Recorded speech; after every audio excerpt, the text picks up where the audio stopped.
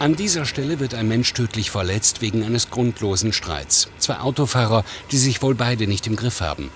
Der 64-Jährige wird von einem 22-Jährigen überholt. Das passt dem älteren Mann nicht, er betätigt die Lichthupe. Einer bremst den anderen aus, beide Wagen stehen, beide Männer steigen aus, beide streiten sich.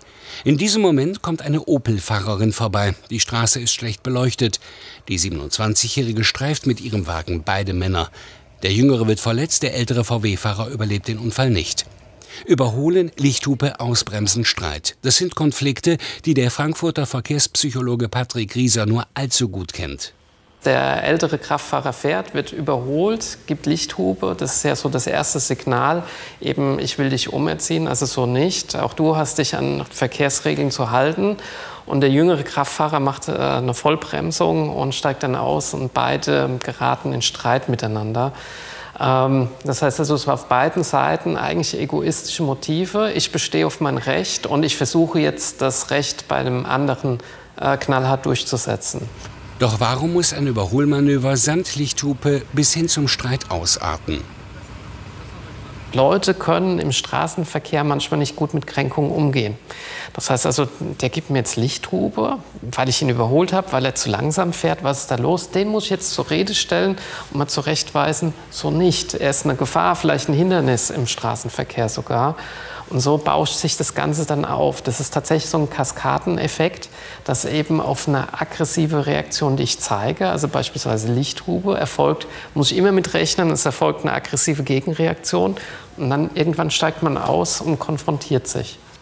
Aggressionen im Straßenverkehr, da ist Eltville wahrlich kein Einzelfall. Im Internet sind zahlreiche Videos zu finden, wo einer den anderen ausbremst oder auch ausgestiegen wird, um aus Boshaftigkeit Scheibenwischer hochzuklappen. Oder wie in diesem Fall.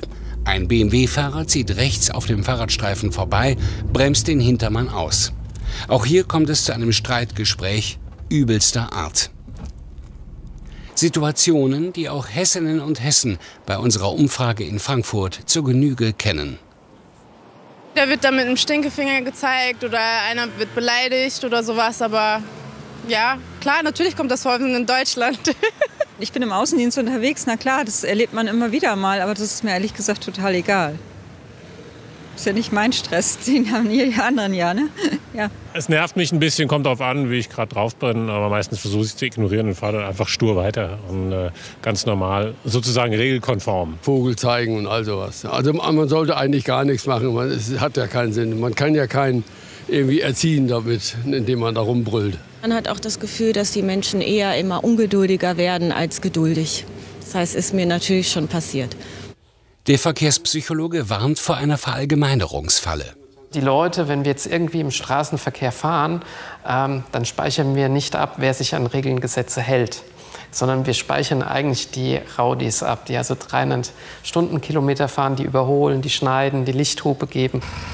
Die 27 Jahre alte Autofahrerin steht unter Schock. Gerade am Anfang ist professionelle Hilfe sinnvoll, so der Psychologe.